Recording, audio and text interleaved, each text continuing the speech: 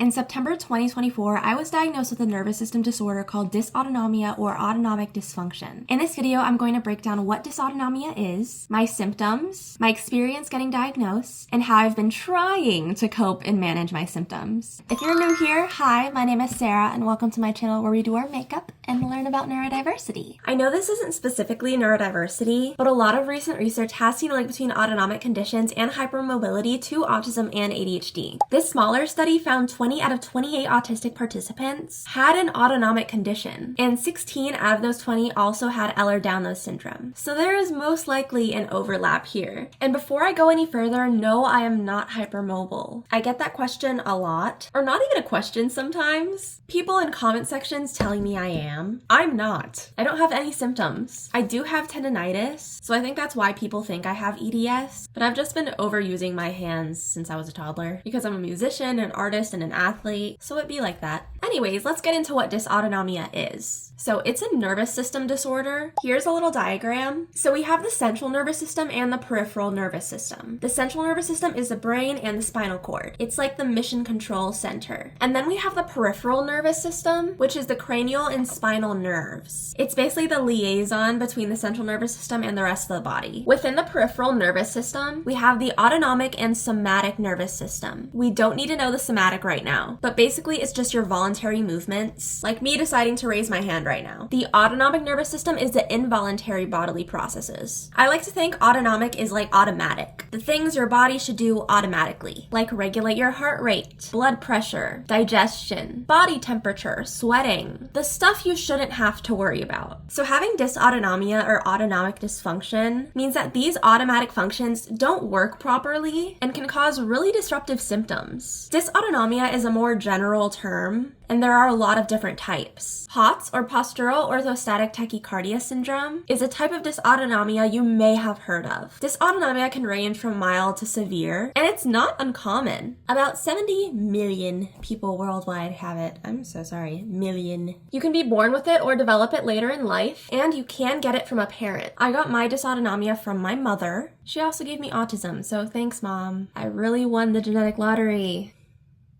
My doctor wants me to get genetic testing for familial dysautonomia, which is rare, but I really don't think I have it. And I would have to go to Johns Hopkins, and I don't want to, or really see a point, because there isn't a cure or set treatment anyways. It also mainly affects Ashkenazi Jews, and I don't have any Jewish ancestry, so I'm not going to follow up on that. It's fine. Ooh, fancy, fancy. I'm just gonna list out my personal symptoms of dysautonomia. Starting off with balance problems. I can't stand straight. I randomly lose balance or almost fall over. It's also the reason I've had motion sickness since I was born, basically. Fainting, blacking out, and getting dizzy. When I get hot or I'm exercising, I tend to black out. I used to faint a lot more when I was younger, but now I can tell when it's happening and can usually sit down or lay down on time. I get really nauseous when I'm about to pass out, and my blood pressure does drop. It's called vasovagal syncope. I have irritable bowel syndrome, IBS. Could be something else, but I didn't want to get a colonoscopy done.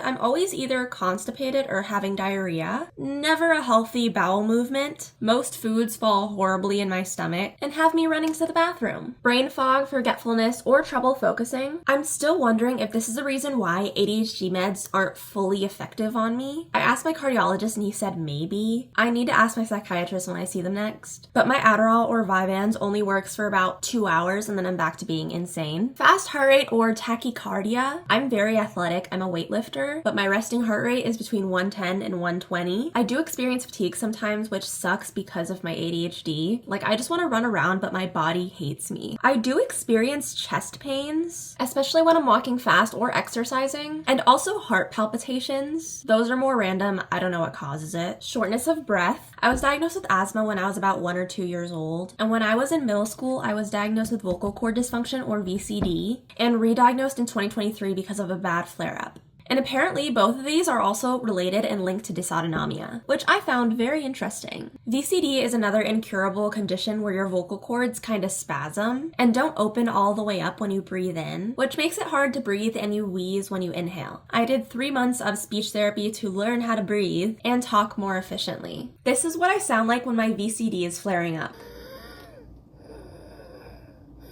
It's so bad.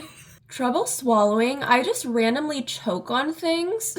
But my mom has this symptom really bad. Sound and light sensitivity, but I'm also autistic with sensory issues, so it's hard to tell whose fault it is. Maybe it's a little bit of both. Sweating more or less than usual, or sweating more in certain body parts. It could be 30 degrees and I'm sweating, and then it's 90 degrees and not even a drop of sweat is coming out. It's so weird.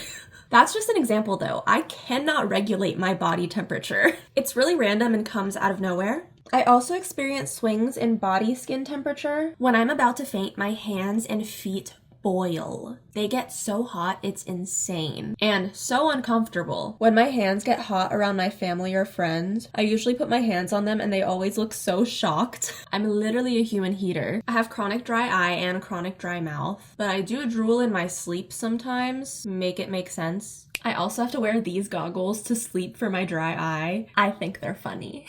Basically, it prevents any air from coming into your eyeballs at night and then has a bit of suction. So your skin heat and moisture makes like a mini eyeball humidifier. I don't know, my mom got them for me. She's a retired optometrist. Mother knows best. Mood swings and anxiety. The autonomic nervous system directly influences the production and release of neurotransmitters in your brain, like norepinephrine and serotonin, which are important for mood regulation. So dysautonomia, of course, ruins everything and can cause fluctuations in these neurotransmitters, which can lead to mood swings. It's the worst! Dysautonomia's biggest hater, bro. I also have a very high pain tolerance. It's difficult to say if that's directly due to my dysautonomia or my autism, because I tend to just be very unaware of my body. But dysautonomia can cause altered nerve signaling, which can lead to a blunted pain response. And lastly, vision issues. I can't see. This is my prescription, and I had to get it changed yet again. Your girl is blind. Why can't I see? My cardiologist determined that my dysautonomia was most likely passed on by my mother because she has the same symptoms. She was a lieutenant colonel in the Army Airborne. I actually have no idea what order those words go, but she has heat intolerance and syncope in her Army records. Of course, dysautonomia wasn't a thing in prehistoric times. I'm joking, Mom. The reason I got diagnosed was because starting in late 2023, I had a flare-up of my symptoms. My VCD also came back full force. I was really struggling. And around March 2024, I got a referral to cardiology to assess my symptoms because my doctor thought I had POTS. So from maybe May to August, I got a bunch of tests done. Blood work, an echocardiogram, or a heart ultrasound. I found out I have a leaky valve in my heart, but apparently it's minor and shouldn't be affecting me. I got lots of EKGs, an exercise tolerance test, and a tilt table test. For the exercise tolerance test, you're basically hooked up to a heart monitor and you're walking on a treadmill. And the treadmill slowly speeds up until you're speed walking. It only took like 15 minutes, I think. The tilt table test is a half an hour, and you're hooked up to a heart monitor again, and you get an IV put in, and then you lay on a table and they strap you in by your chest and your legs, and then they tilt the table up vertically, and then you stand there kind of strapped in for 30 minutes. And they watch your blood pressure and heart rate and assess your symptoms. They check in, they're like, how are you feeling? And I'm like, I don't know, I told you I'm unaware of my body. I have no idea what's going on. So it's like, how are you? No clue. How are you feeling? I don't know. I did, however, pass out at the end on the way down, and I started sweating, and they were putting ice packs on me. And I don't know what they were putting in my IV, but yeah. And after all of that, I went back to the doctor in September, and that's when my cardiologist said I have dysautonomia. So now what? It's incurable, but you can make your symptoms more manageable. I was recommended a high sodium diet. I need a lot of salt, and also eating like 4 small meals instead of 2 big meals is best. Have I been doing that? Sometimes. I was also recommended drinking 2 liquid IVs a day. Do I do that? No. But they did tell me to. I also use LMNT sometimes. I feel like it works better than liquid IV, but it doesn't taste that good to me, so I don't drink it often, like ever. I also use salt tablets at the gym. I have the grape flavored ones, and these saved me. I swear. On that note, exercise is great for people with dysautonomia. Even just walking or yoga, something to stay active will help so much. I do Olympic weightlifting. Not gonna lie, my doctor did tell me to stop and just do light weight. However, please don't snitch. Snitches get stitches. I'm trying to compete this year. My favorite account I discovered recently on TikTok and Instagram is Pots and PRs. She's so kind and so helpful. I definitely recommend checking out her pages. I also use a neck fan or an ice neck thing for the gym. My mom uses cooling towels for running. Just something to help you cool down. My doctor also recommended compression socks or tights. However, my autism said no, absolutely not. I have so many sensory issues with clothes, I just can't. Overall, I've been trying to listen to my body, which has been so hard because I feel like I've always been so disconnected from my body. But knowing that when I feel nauseous or dizzy, or I'm seeing spots, to sit down or lay down, put my knees up, breathe through my diaphragm, and when I feel ready to slowly get up. Ooh, this is important, a hack from my doctors. When you start getting symptoms of passing out, cough or push like you're constipated and trying to poop. Try not to poop or fart if you're out in public. You do you. But just push and tense up your core. If you cough right now, you'll see that your core kind of tenses up similarly. So that's why either of these things can help. Basically, you're just squeezing blood back up to your heart, which can increase your blood pressure and help you not pass out. Getting diagnosed with dysautonomia has been really rough for me. I love to ignore my problems or gaslight myself into thinking I'm fine or I'm just anxious. But it just got so bad, I needed answers and help. I've had to change so much in the past few months. My diet, my routine, it's been so overwhelming. I already struggle to eat. I have so many sensory issues with food. I'm so picky. Liquid IV and LMNT were very big adjustments for me too, because I've never been able to tolerate the idea of powder mixed in with water, and now I have to drink it. Like, I don't want to think about it actually. I think my gym routine getting affected has impacted me the most. I get so upset when I want to do a full, fun workout and I can barely make it through the first exercise. Some days are just like that and it absolutely sucks. But I have to listen to my body. I used to pass out at the gym every single time and I thought that was normal. Nope.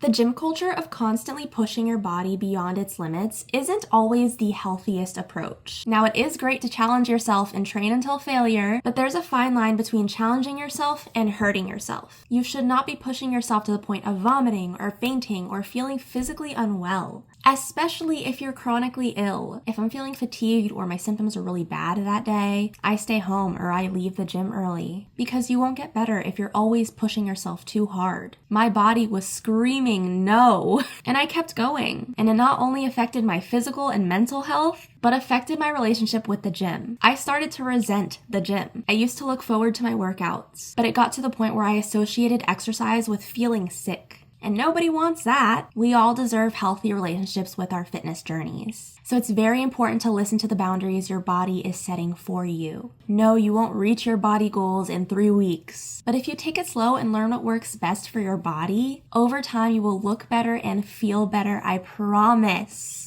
It's just been a big learning curve for me. I've been very brave getting out of my comfort zone. I'm still learning though, so if you have any advice or tips, I would really appreciate you leaving them in the comments. That would be awesome. Okay guys, this is the final look. I love it. That is all I have for you today. Thank you so much for 50,000 subscribers. That's insane. I am so thankful. I hope to see you next time. Bye!